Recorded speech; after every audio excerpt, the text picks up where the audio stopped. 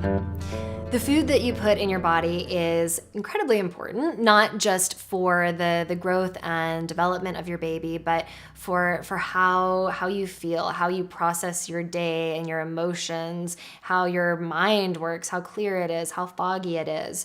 So it's really important to be intentional and thoughtful about what you put in your body. You don't have to be obsessive about it by any means, but just think about it a little bit.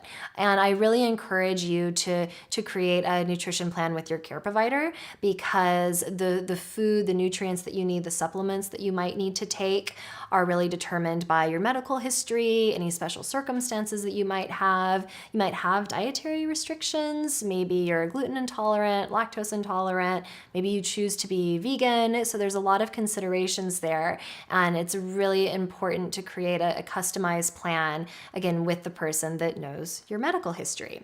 And so once you've developed that plan and you know what nutrients you need, what food you need each day, then to really follow that plan and to get excited about it. And one way to get excited about this is to realize how good healthy food makes you feel. So I know for myself, when I eat like really heavy, greasy, sugary foods with a lot of processed foods, I feel really groggy, I get cranky, I feel like really heavy in my body, but not in a good way, like in a really sluggish way.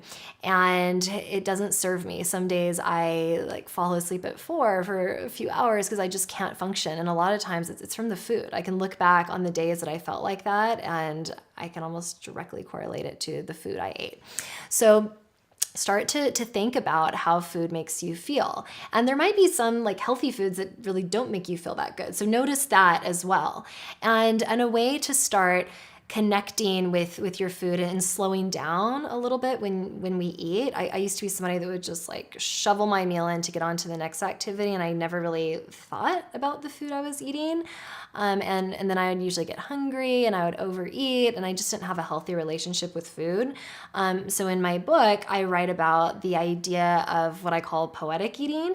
And it's just the idea of attaching really beautiful descriptors to the food that you're eating. You don't need to write it down. It doesn't need to be this big thing, but as you're eating food, as you're chewing it, you can think about how it tastes, how it feels in your mouth. So for example, you're putting a piece of avocado in your mouth with maybe some like really lovely seasoning on it. And you can think, oh, this avocado is really smooth on my tongue and it tastes creamy and a little bit salty.